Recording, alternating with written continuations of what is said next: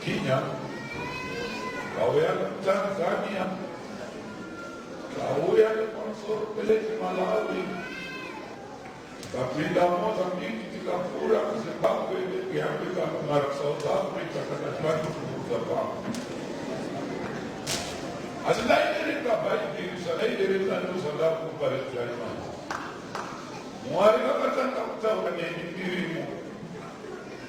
and they were chilling for Shopoi. Shopoi, this year is the year of abundance. The government Raima Bar, Teshudiwana Mariman Pay.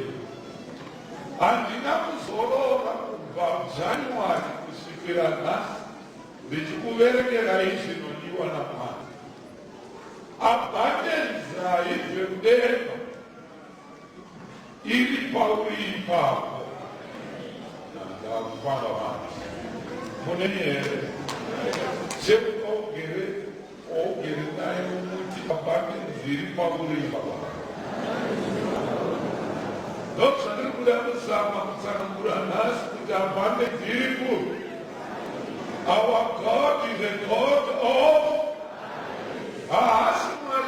Rombo. Anota Rombo Rombo. Wakanda wali last week, but when the Gabriel I saw Ia kama Rombo. No Rombo, wake imi. Move up food. Am I preaching right here? When I want to go ahead and do it out. Simpoti Rombo Tamane Sitaratesho.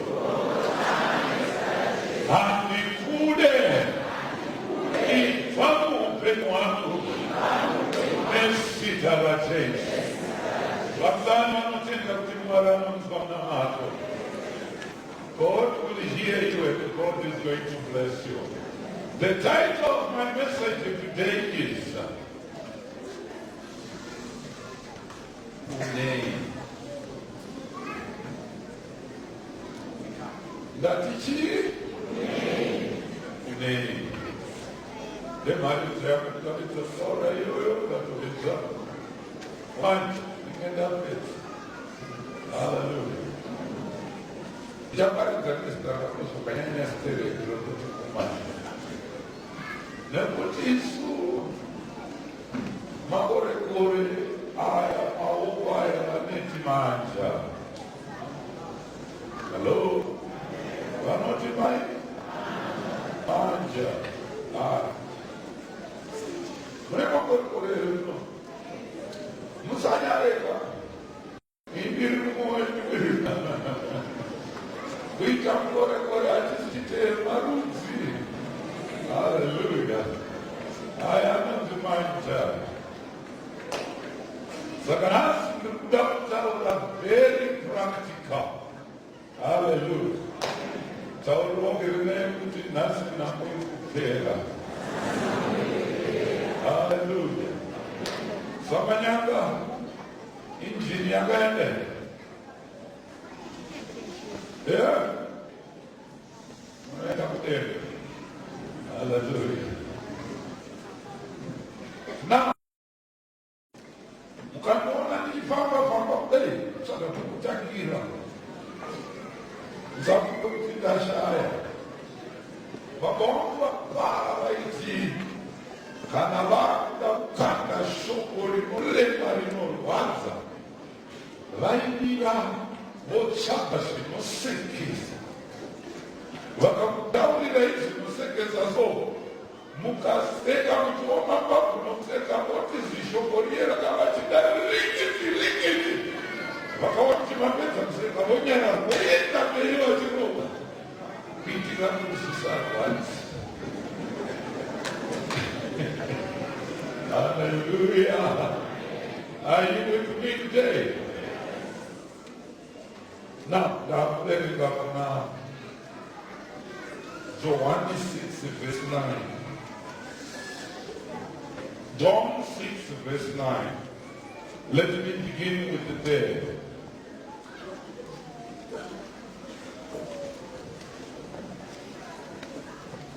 John chapter 6 verse 9. Pano pane mukomana ane zvingwa zvishanu zvebhari newawemiri, asi izvi zvingakwana sei vanhu vazhinji? Ndatenda ko Exodus 4 verse 2. Exodus 4 verse number 2. Exodus chapter number 4 verse number 2. Verse 1. Zvino Mozesi akapindura akati, and Moses answered and said, asi tarirai, but behold, havanganditendi they will not believe me, kana kuteera inzwi rangu, nor hearken unto my voice. nokuti vachati, For they will say, Jehovha haana kuzviratidza the pano. Lord hath not appeared unto thee. Jehovha akati kwaari, And the Lord said unto him, chiiko icho chiri muruoko rwako? what is that in thine hand? Akati, And he said, ichiiko. it a rod. That was. Amazamuditarise Mwari akusungura vanhu muIjipita. Anoshedza Moses anoona gwenzi richifuta, asi richifuta mashizha akanga asingati nezvimuti zvakanga zvisingati, asi moto uchibvira muMount Horeb. Mugomo imomo Mwari anoti Moses, uye pano ndiutume. Ndanzwa kuchema kwevanhu vangu vari muIjipita. Uye ndikutume kunovanunura vabude pauranda, vabude muslavery, vaende kunyika inoyerera mukaka neuchi, nyika yavo yaisina anovabata uranda. Ndoda kuti vanhu vangu vasununguke. Oh, hallelujah. Mwari wangu ndiye zuva nanhasi nokusingaperi. Iye akasunungura vaIsraeri, ndiye anosunungura nhasi. Iye akaponesa rudzi rwaIsraeri, ari kutsvaka kuponesa iwewe nhasi. Oh, you give the poor amen a particular. Now, Moses anoti kuna Mwari, ndinovhuma kuenda, asi vanononditenda sei kuti ndini manituma? Vanhu ava vanomuramba kuti hakuna kutumwa naMwari wedu. Vakanzina Mwari unei? Akamona. Chii chiri muruoko rwako? Chii chiri mumanja? Iwe mumanja. Chii chiri mumanja? Hanziti. Saka iyoyo ndebreakthrough yako. Iyoyo yawakabaza. Mwari haatsvage zvimwe zvitsva zviri kudenga. Mwari haakutsvagire nhombo kana hurukudo matombo. Mwari haakutsvagire kana chimwe chinhu. Anoshandisa zvauri.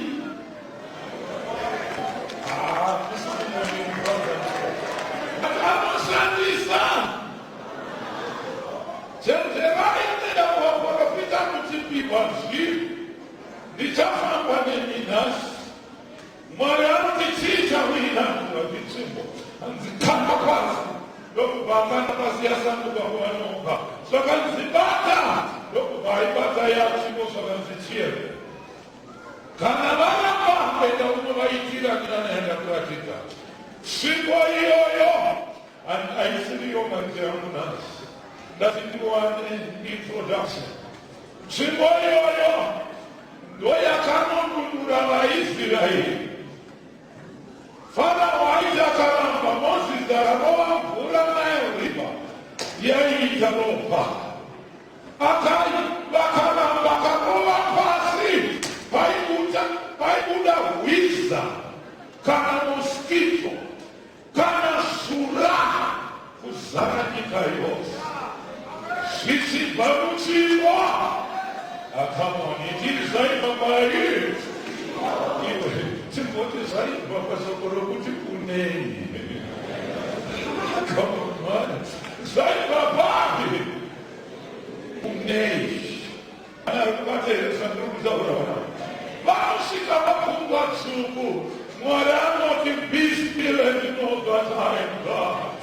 Moses tora tsimbo rova mvura gungwa ratsemuka haiwe yamvura vafamba nepakaoma nokuda kwetsvimbo iyo yakanzi kunei. Halo, pana neniwere pana nhasi rega ndiende newe kuNew Testament. Jesu ari kuGariya ari kuparidza vanhu vakawanda kudarika imi hamusi kusvika 5,000 muri pana. You can be 1,000 asi ipapo paivane 5,000. Zuva rakudoka Peter anoti kuna Jesu ise endesai vanhu kudzimba dzavo vanotsvaga zvokudya, isu hatina chokudya pano. Saka ndina Jesu ngavarege kuenda imini vapei zvokudya. Come on, man. Imini vapei maKristu regai kupeva imini. Come on, man. Imini vapei zvokudya.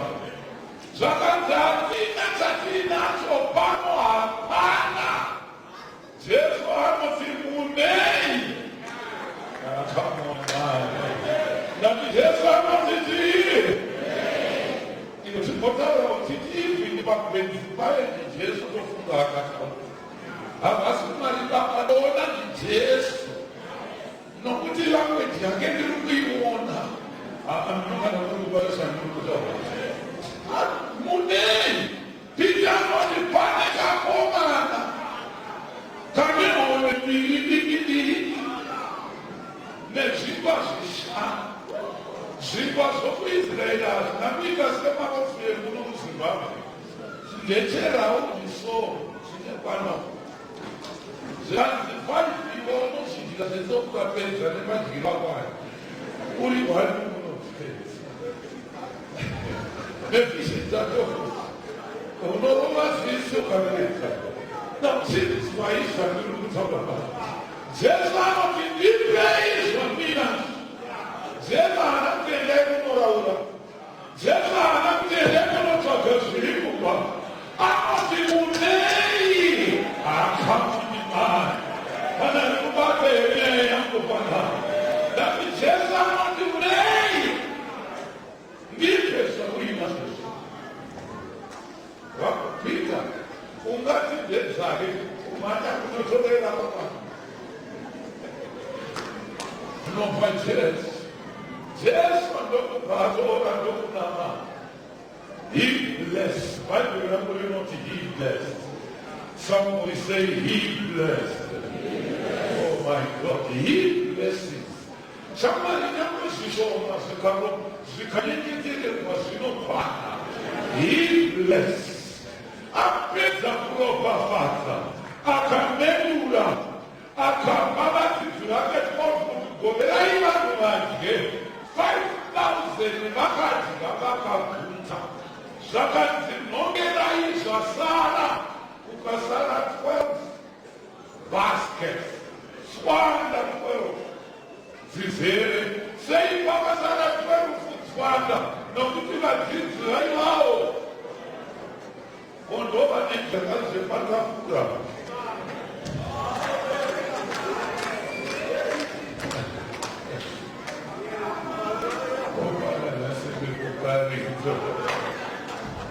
Ozaba nokubekwezirega ibisiyane nazo.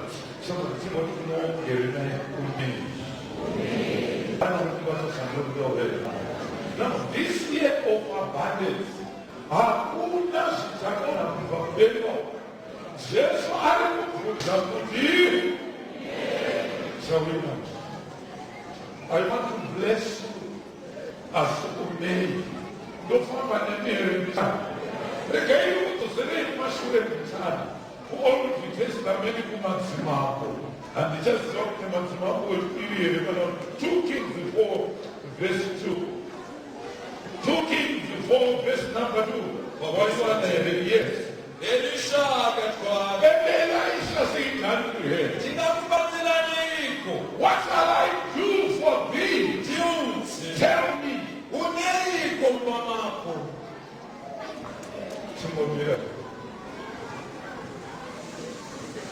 Mumeshirika yawe yashika na Elisha sabanzi muranda wenu akafa akasia shipeli mwizonye akasia chindwa ndakafa zvino ndinyana komana vaviri vauya kuzotoro vane vanhu vezvirwere kuti vaende kunotengeswa vachiva varara. Nani muranda waMwari Elisha ndibatsire.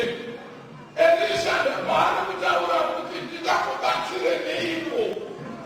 Unoda kuti ndikubatsire ine. Elisha said to him, what shall I do for you? Tell me, what is you of the self value in their house? He said, here is the show me someone.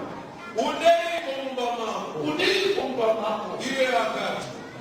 Murandakazi wenu hana chinumba. Hana chinumba. Asi hali nemafuta. Murongo hapo kuti munekai kamubatsira. Hello. Murongo pamvunza nyaka kana mugere mudare veshechi. Mukaona mazara vanhu vaneti mari hakuna achichiyoraima. Vamboona vangozarwa vachiti vanoti zvinhu zvikunetsa baba zvinhu zvikunetsa chinosiyana nazvo kuziva kuti hapana ndepadaidura kuita ngazu hamuna nechinhu mumbamu muprofita ari kuti muvamunei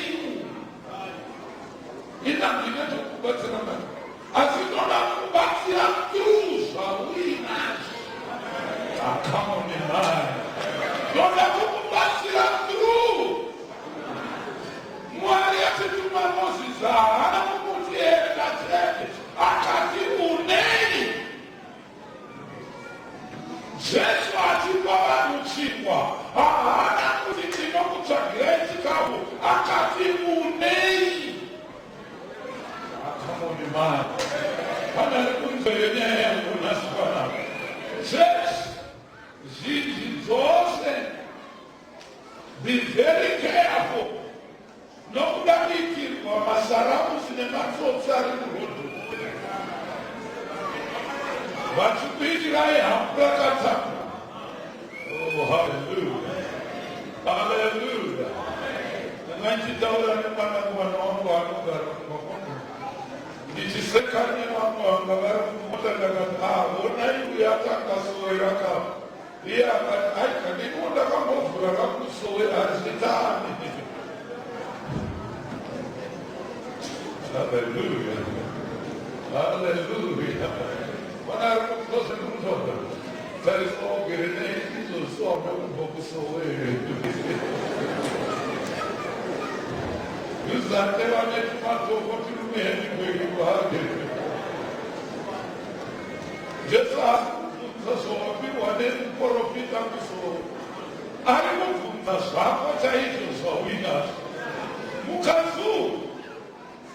Namo yake ufumi wake uri mumba mahali utamna chini. Profita alichukili kama pida ino motete yako namo yape. Sasa notidipe omeni zana yenu yape ya 1,500 masakuta dipe isamina. Mukatano tikunei. Murandakazi wenu hana chinhu muba. Asi mafuta. Ipapo akati. Ipapo akati. Eda unokwereta kuna vose augere navo. Midziyo isina chiro. Usakwereta mishonga. Bata ichi. Usakwereta. Midziyo ya isina chiro. Hello? Again, children, the language in the famous one. Shigubu, Masweni Lita, Sinashi.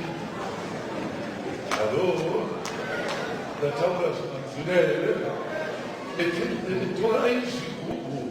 As Usan Chages, Shishoma. Somebody brought its year of abundance. The Torah is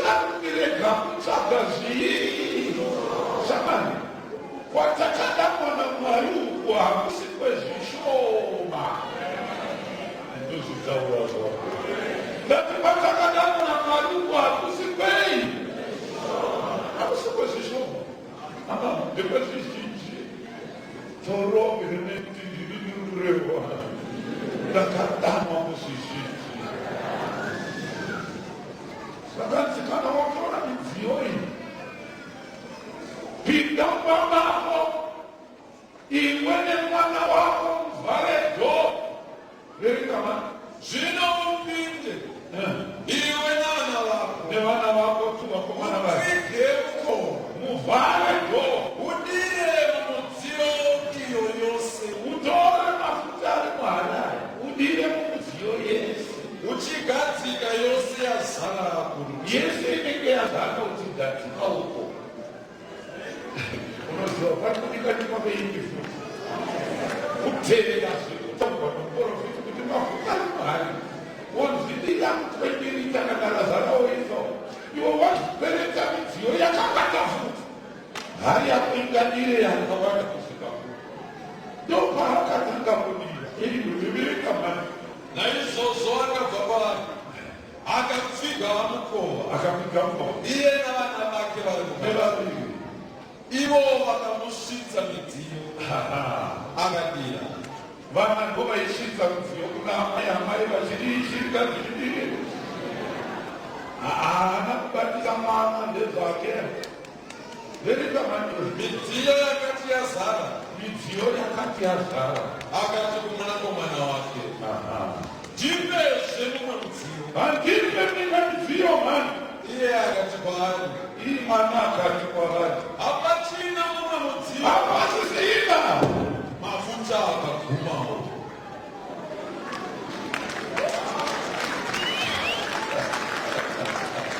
Hapasisina mimwe midziyo. Aimulimirwa mataka midziyo mishoma. Mafuta achiri kururuka. Amai anotiwe uye nemumwe bani. Naamai wovati vavenge vadakuitiniodira. Uye nemumwe imwe. Vakanota mai akusisina. Shoko rinobhova zviri kuti mafuta akadira. Akaonema. Mafuta akadii. Akamira nokuti zvavakanga vatsvaga zvakwana. Newe nhasi nezvirana zvedu. Nhamo yako noupfumi hwako huri mumba mako. Hazvisi kusainzi. Zviri mumba. Dambudziko rako neabhandenzi yako zvese ndiwe unazvo. Nokuti Jesu ari kubvunza achiti kunei. Akamuri Dami Jesu ari kubvunza achiti kunei. Marinzwa ndichibvunza injini kumukomana. Zinjini yasvika here. Obvasiya uya akauya soro rakapera akanga agere apa uyo. Okulupane. Mota yake yakanoka. Injini yakapararira futi. Saka iri kubrenari. Saka ndakamanya kutsvaga type yeinjini yacho. Saka takaona imwe inoita 1,300 yusa. Tenga injini toisa pamota ipapo. Ostata mota yake ovasi yawenda kuita basa kunopani sei yakafira maharare nachi yako.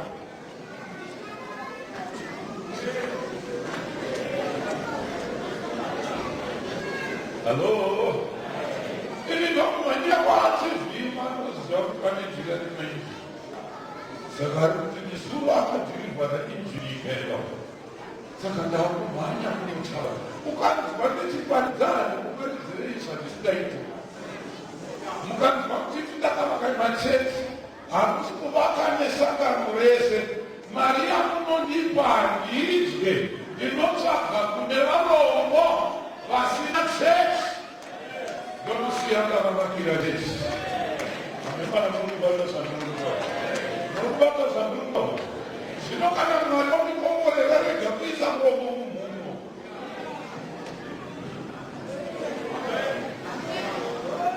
I'm a man of Mubata Sanduko. That is the Gabby Sanduko. Davida was about to go to Maris, you are obedient. Vasugana Maris, Kayona. Saka individuo unoda kufikireke udamani iwo usida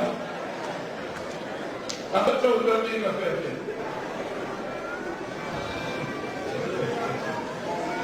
haleluya sama chipo chikuneni tawili loke nemti nama yako esi uzaka kumita sawina wana kutueleza Malala kutukudei. Don't find my name in Bichana ere. Don't let me. Gorele zara kabuya. Wambali kufanya zara. Elisha anon zinamwani. Ifa pakola kidrona. Enda kuzerefat. Da kanzi ya shirika vipo. Kujibu tenge. Amasangana ni shirika ilimu nukatsoso. Ilimu sabati na Elisha. Ipo brevuma. Nukatsuya kufana kwe. Sabati ulili kilo de chipwa.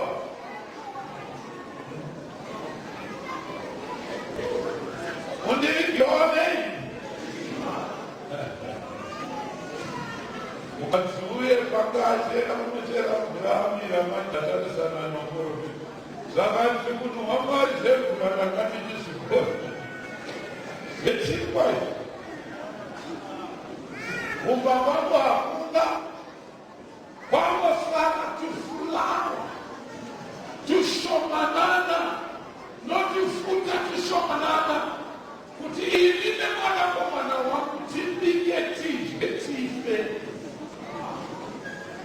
But utairi mambai kufanya mzara yao asishika vili ya kadri kwa namari kutire kufanya mzara sino marofitano ahusi uzofa sienda netufawa kwa itoto tunobana wadi fetimu sienda wabibila ini nitangenda ajira kanada kutaiwe uso tubikira iwenye mwana wa amshiraka zuyo aitenda wakomana kuna angataule kutitata wako bikira ende seshuomu wayo mwana wani munene erepana ufuwato ukubana si asiya kutitaka ili anadachi kadakuta zara usiku iwana uyu mukati uyu ndosa kakabiswa mzara akamanya kumbaku notora mafuta tufutwe pese pakabira uyu awone wasara uyu pakabira mafuta awone wasara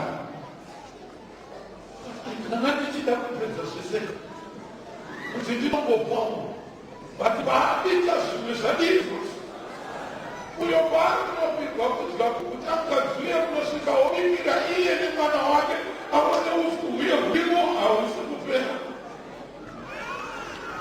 Gore rakapera, nzara ikapera, ufuyo usingaperi, mafuta asingaperi.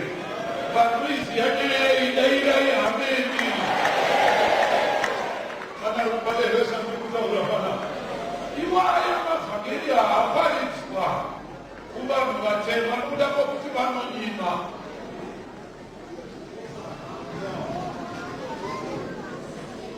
Tanga kwamachi Mulungu akandipidza ndege kunoparidza kuEthiopia.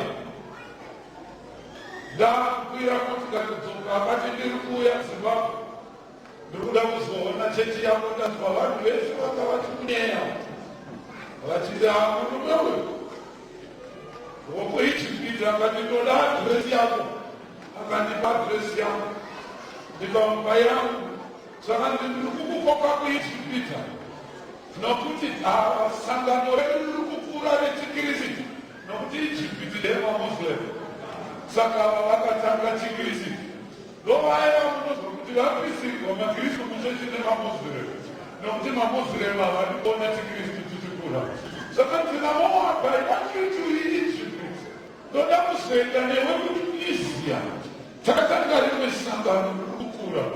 Takati chimbomira ndinamase kana varati ndiuye ndinouya, nokuti kumamuslim kunoda watumwa naMwari.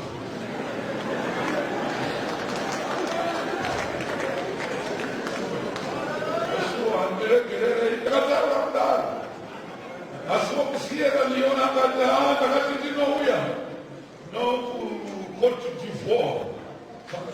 Takati ndinouya kuCote d'Ivoire, vati kuIjipiti neTunisia. Rega ndigononamata. Asi uyu Mulungu akati ndiri kuuya ndikuda kusvika paFaith Alive. Izvena American haasati andiona handizive, akandizwa nezvangu achiratidzwa mharidzo. Vamwe vari kudziturikira vachiisa kuFacebook. Zvakanzi ndiri kumunda murume uyu. Akatenga tiketi ndikaenda kuEthiopia ndikadzoka. Vamwe vakati mari yechechi yapera chindofira ndege handisiyi. Vanondikoka ndo vanondizvavo. Achauya pano kutaurira yega Mulungu wake nomukadzi wake nevana vake ari kuuya. Asi ndiri kubva kuAmerika, ndiri kutsvaka sangano rine mweya waMwari kuti tibatsire Afrika. Vamwe ukavapa mari vanodya, vamwe ukavapa zvokubatsira varombo vanodya. Asi wewe takanzwa zita rako kuti nemari yako uri kubatsira varombo. Tikati uyo ndemudzaiye wokuenda. Ameni kana mukutadzwa.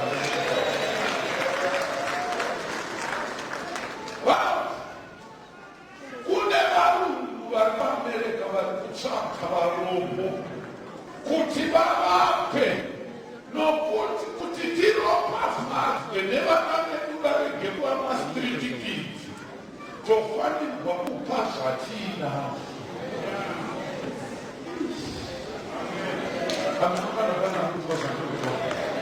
Varungu vanokwira ndege kutsvaga pane varombo kuuya kuzopa. Vanoziva kuti unobuda munhamo nokupa. Bhaibheri rinoti tipavhurire. Come on, man. Tipavhurire. Achakosa. Asi isu vanhu hatikwanise kupavhurira. Tine maoko akadai. Maoko ako takamira so. Ndinoparidza takavaka chechi zvese izvi kuti uropa magweru. Vakuuya kwawaita vatoti muna Satani. Vamwe uri kupedzerwa mari, vamwe uri kupedzerwa. Ubvunza wabereka kuti wakapedzerwa maningi.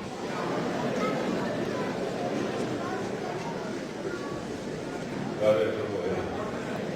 Haleluya. Madaro kwakazana kutaura. Naye kwati wakapedzerwa mari.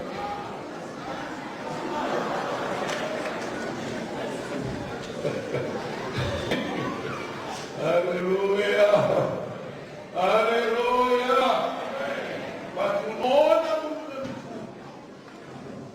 beka sutu beka batu ndio sana basa. Itakutumia sababu.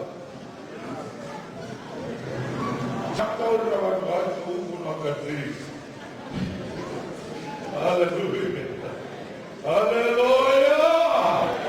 Sofa masambere. Simpati uni. Tuenda nenere. Uni. Mwanamtaka winners to enlarge your territory, to enlarge your borders. Are you hearing what I'm saying? The Baptist says something right now. The Baptist says, okay, you can have fun. They say, do that with the banner. No, someone is doing it. Akawa mfundisi kwa mashawa, kwa kama, ndakampa motokari, vangani waliziwa, ndakamtendera motokari. Ndani mfundisi 4-5 ndichipa motokari nchini. Mane kumwe ichozi, akutuze nipamusamba karuma, pedgo neganda varoyo. Ari kuti zomeshupa dziri kubudani kone mfamba usiku. Ndakandirega ndikutsvagire mutututu. Kana motokari iuye uparidze pake. Kana rikubata zvandiri kutaura here. Jesu ari kuuya. Wawina kusiya turi kubeni. Kana rikubata zvandiri kutaura here. Apa tiri kutsvaka vanhu kuti vaponese. Kune chembere dzakabata madime ekudziku vachifumba kuti midzimu inoponesa. I promise. But we want to bless these people. That is my ministry. That's why nakatsvaga mission and missions pala. Varume vanobuda vachienda vachigovera mbatya vachigovera zvavaida. Ndotsaka chechino makakomborerwa because we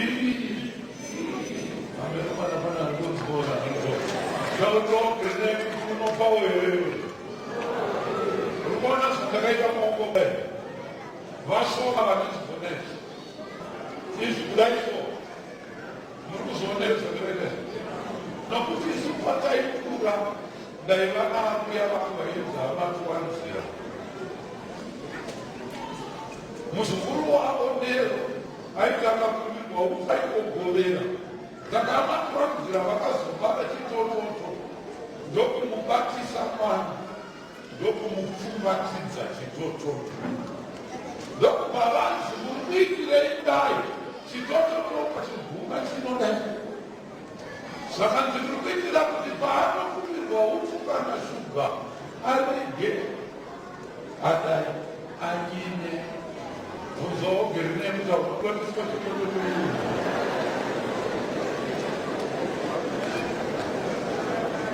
Chimbodai maoko ako ndinowe. Asi kuramba here kana wakachibatisi pano unodai izvozvo kumwe zvakadii. Aiva kurikuseka ndiri kutaura zvemani. Tarisa waugere naye kana zvikurume zvinanga zvireso zvakadai so akadai. Haleluya. Haleluya. Pana neni here nasi. Shamari Kafes, anoenda kunopapa navake zvokudya, anoona kurume Gorias, aenda kunopapa mandachizi nezvese, nokuti uyu Jese akagadzira chikafu chakomanda wearmy. Ndokuzogadzira chevana vake. Saka David akamupa komanda. Ndokutanura chevakomando kunovapa zvakare. Zvakanzi ndiani muFilistia asina kudzingiswa. Nhasi ndinoda kumuuraya. Zvakanzi mukoma wake une manyama. Zvakanzi ndabiza kubizeno sekova. Hapasiri kupa nemari dzangu. Mari yangu iri pana Dhavhidhi aenda kunoonekwa naSauro namambo. Anonzi usati waro. Munhu mumwe. Pfeka hembe dzangu. akatulaya kufamba natsakatazo sakazandina kuborgori sakadai ini mwari vandinonamata anoshandisa zvawina mwari vandinonamata anoshandisa zvawina Davhidhi anga anechipfura mambe haakamamumara usashandise zvevamwe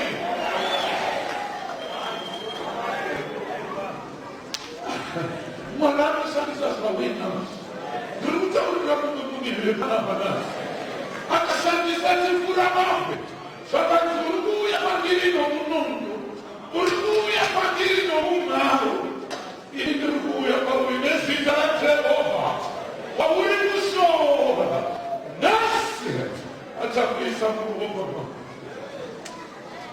mwiri wako ichava nyama yeshiri dzenene achizungurudza chipfura mambe akaregerera omboka ropa mamanzi innocent Goliath yekuwa nebhotsi akawanisa Davhidhi akamanya akanotora munondo waGoriathi akadimura musoro waGoriathi nemunondo waGoriathi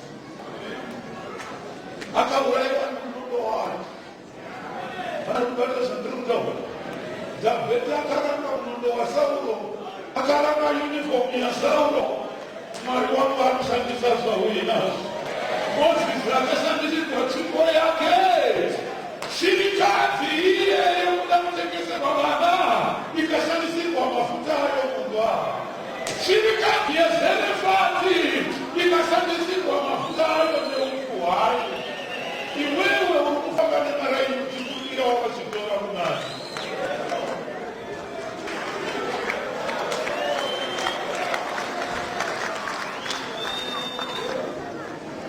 Am I preaching to somebody? But not every Shamar, God uses what you have. Shall we now so congregation and no shanisa? Mana kwa every name unasema. Toto kirene kuti Shamar ufumi wako urubama. Pakati shawina suipa. Zepane nakaya hako. Mana kwa reza kurutawabana. Oh, hallelujah. Hallelujah. Magari wanafanya kufundisha kachena mle.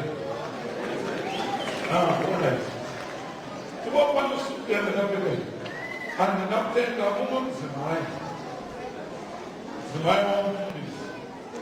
Ndio kufanga pastor wanga walikuwa mena. Kama tusikia sisi kurudia. Sia nena. Andaona imakamira akaitarisha ndokuba aitora. Watirukira matiri wako patarasi. Hello. Asimu magere kunota bapezwa mari. Ya.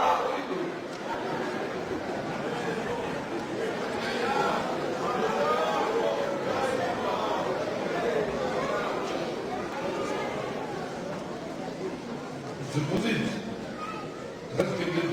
Konon katanon zilina. The mindfulness. The Lord that Lina.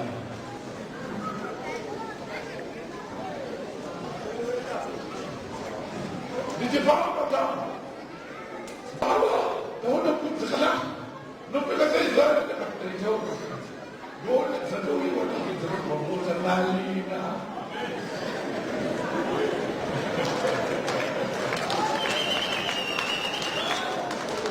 Hello? Mata santo. Andinare kutaura sanina. Kosipo. No kupane wangu wanesi solo kufuka kujibu. Bali watu kutoka matekeo hadi msimu msiwapi. Bali watu kutoka kuzewina. Ndio kwa nini ndicho yeye pato. Kari taite kama Eva. Kila taita kuwa. Não está pecado, você não está olhando a sueca.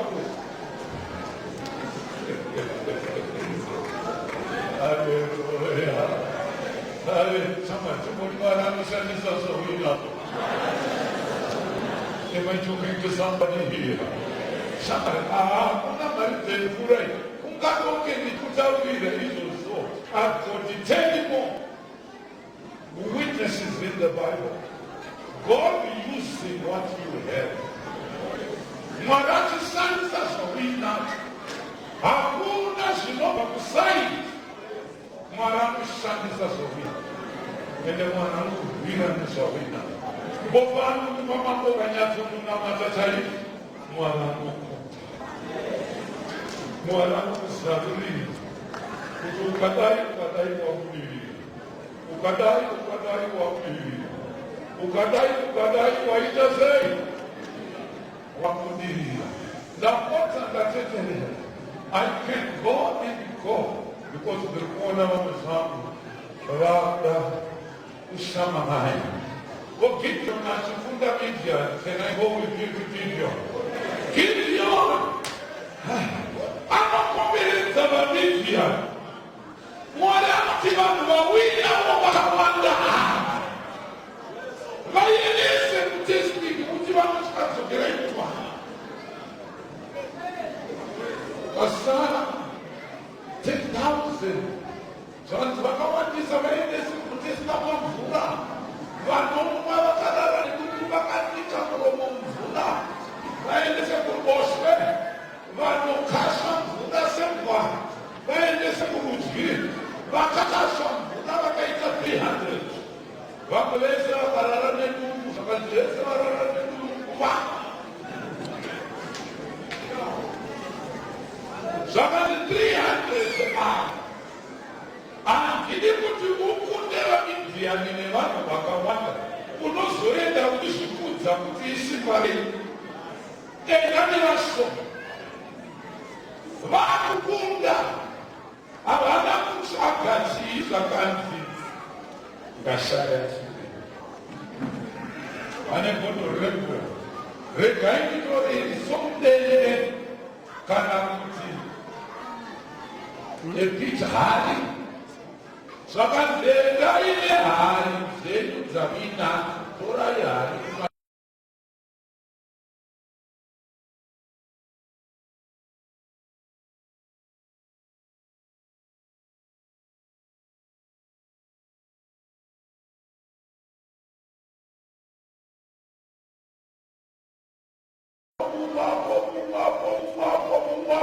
vakatengere kamisasa yese yevaMidhiani. Kama Priscilla aliza wamanda. Come on. Wapoana elepa kutaura leo. Kuna rebeti na nasi asika.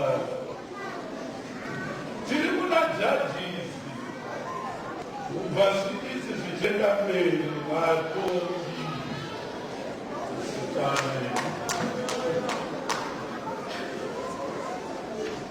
Now, did I say, Zanzi Hari, Gazi Valenese, Nenere, Macantarisa, Hari Gazi Valenese, Chipomere Zair Sasa, Tamprisita Hari Zawamanda, even Moshe, Zerutimono, Water, never keep you, Opunza Hari. Possible somewhere. Mopunza Hari. Wabana elemanunza.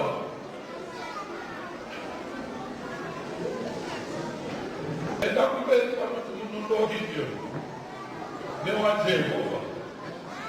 When I blow with the trumpet, I and all that are with me, then blow ye trumpets also on every side of all the heavens, say, the sword of the Lord and of Gideon. So Gideon and the 100 men that were with him came unto the outside of Panoko Akabuda. Why would Wapuskana put a high Muslim community? VaMidhiani pavanoona Midhiani akasimuka oti maiweta parara kuti atizete kune mwenjoko vakakomberedzwa negwenzi wakaona uyu ona somuisraeri vakubaya na vachiurayana ava vachingosedzera kuti munondo waJehovha Gideon munondo waJehovha Gideon munondo waJehovha ava vachingourayana vakaurayana nese vakati ava vachingosedzera kuti munondo waJehovha Shama, ava kutora mafumo vakashandisa zvavaita chingobvunza kuvaubhirinei kuneni kana kuvatazandonorewa vakomana kumeni kuputswa kwehari. Can I let me preach typology now? It's a typifying.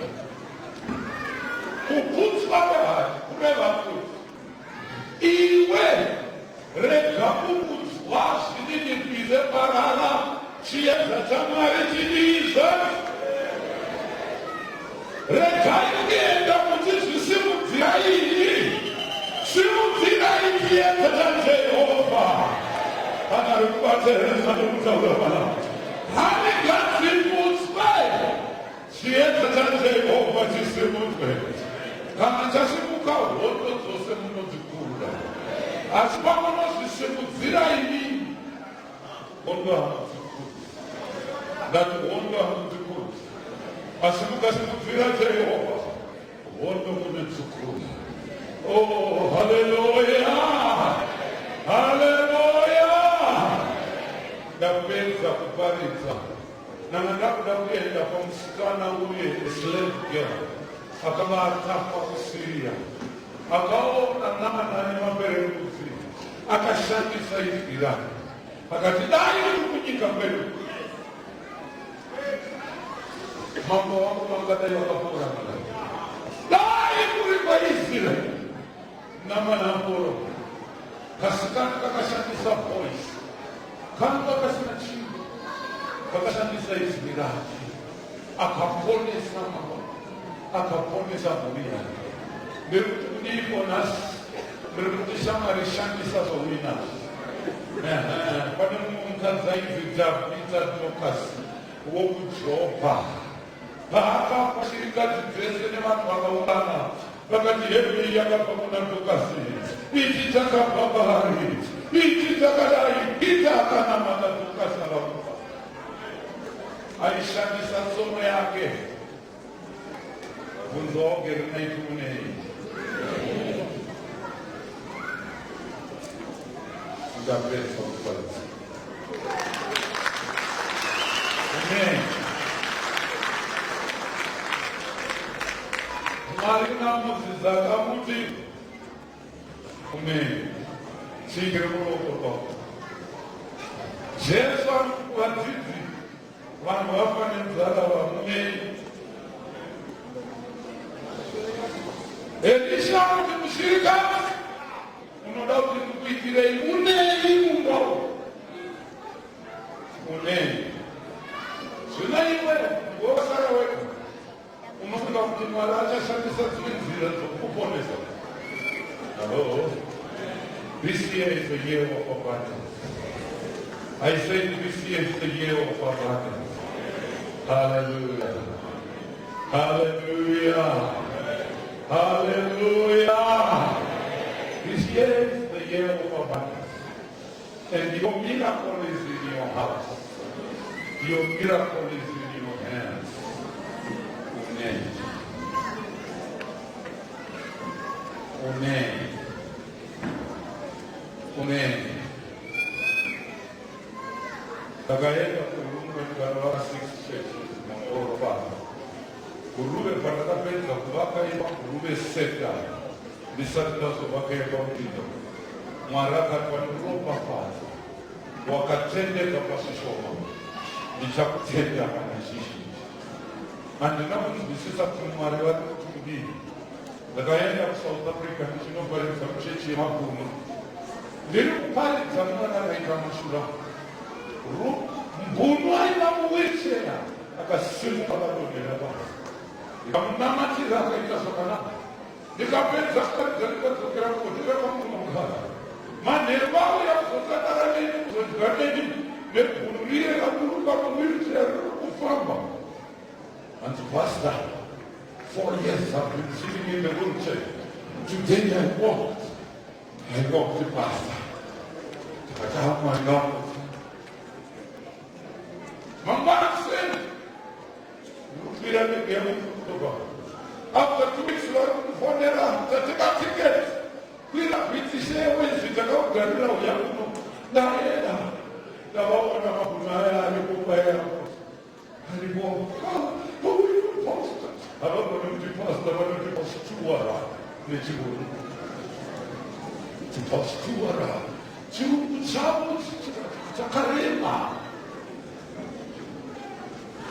mukati wake chaiye chirungu agoni aitotaura nainachitungirwa nomunwe wake ataura chibhunu chega chega. Muchechi iyoyo aiva chibhunu vandaiparidza vaito vaindaitaura nechirungu mubhunu achiturikira nechibhunu. Ziyo dzavo dzese makorasi chibhunu vaiva eikisola akisasinyemisomeva eiyemisomeva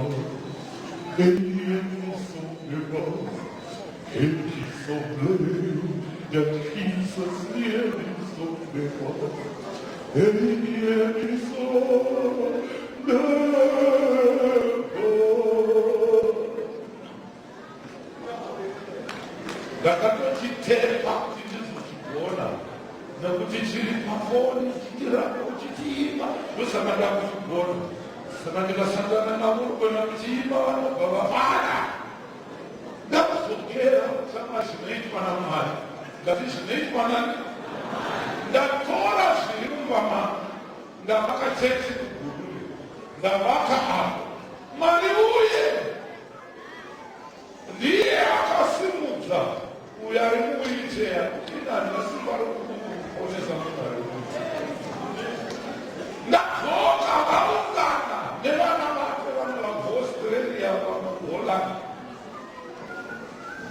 avadongorweswa vanondifarira mabhunu ayo ndaendeswa kuhotera tekini hanzani kumba taamunodya une bhengi muno here ndakati handina akamuti ndakazama kuvhura South Africa ndikadaaza zvakanzi okay obaka foni yake handinzwe chibhunu vari kutaurana nechibhunu washomanana moto yasvika mumwe musikana asvika wechibhunu nemafomuzi nemapepa ndakunzi saina nepasipoti ndeupa pasipoti zvese oyo waenda yanongopa ndavhurirwa akaunti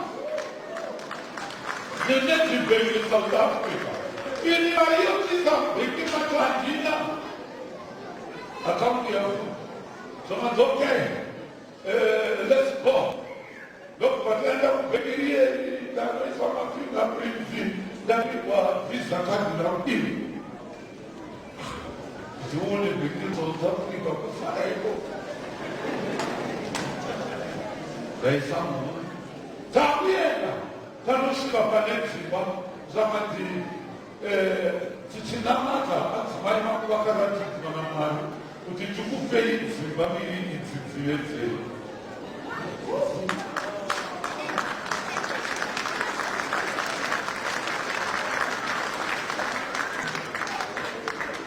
Ndakaburitsa musoro mumwe murumba ari papapo ndoba ajenda aya anotengesa dzimba mafomu atonyorwa kudara nokudzi saina idzimba dzichivamusitama ndapedza manheru ndaenda kumakwavo kunodya paraundi tebhuru navo tinamatire ndovanamatira vese ndapedza ndodzokera kuhotera kunorara ndodzoka kuno after 1 month DHL iri kusvika nematitle deeds.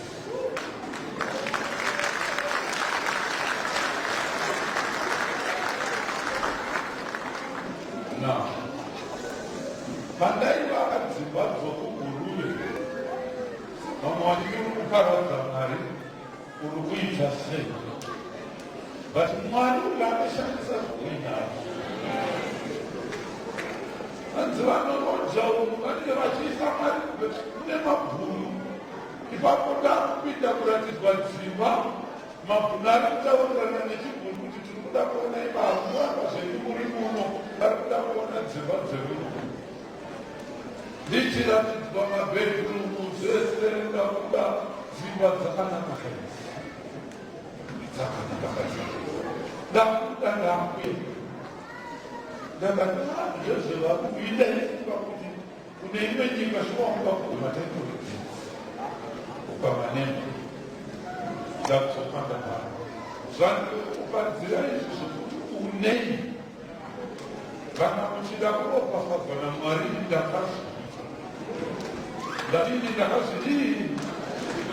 ndakazviita handikuparidzirei zvandisina kuita ndinokuparidzirai zvandakaita kuona Mwari achishanda mashura neminamo vanarubata zvandiri kutaura mabhuru Mwari achireta achibhadharei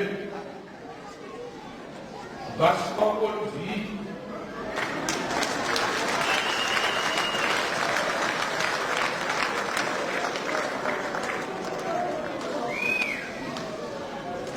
ndizoenda kunditanga paairport anongose welcome airport avaineleso ndakuenda kunoona kuti mukuchengeteri pamushendere izvikuruita sei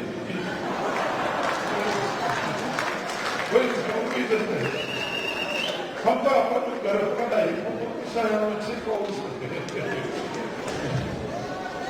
wapedza wotoraiyepatane maoko nokudamatirei I want to bless you yakuropafadzana iwewe unogona kuzviita vadaira kuti vanari kuzweza tirikutaura panapa ngati Mwari anogona kukuitira zvikuru nokuti Mwari anobvunza kuti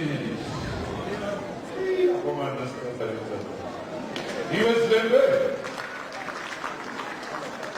hakuna chokwadi chititaiita unei Davhidhi akashandisa svondo zvake Samson akanomhonga rushaya rwemboko akauraya 7,000 Philistines nechaakabata muruoko Mwari unogona kuparidza kuti unei kusvikira gore muno chaakabata muruoko rwake rega kuva munhu anofunga kuti wakangosikirwako iwe nditarise muorenji ukabereka maorenji iwo unodya makani unopa ese mukotambeya wabereka ese unodya makani Mwari anoti kuna Abrahamu ndichakuropafadza iwewe Abrahamu be a blessing iwewe ropafadzawo vamwe zvaunoda kuitirwa iwewe itirawo vamwe zvaunoda kuitirwa iwe itirawo vamwe regera kuramba uiwete zvose zvakasikwa naMwari zvinopa zuva rekupachinedza mwedzi huku inopa upenyu hwayo hwese mombe neganda rayo tiri kupfeka nebhusu imhuka yakapa zvese ndove yamombe toisa mugardeni apana chatinosiya bvunza wagirineyo kuti iwe uneitei ukangomirira kuti wachii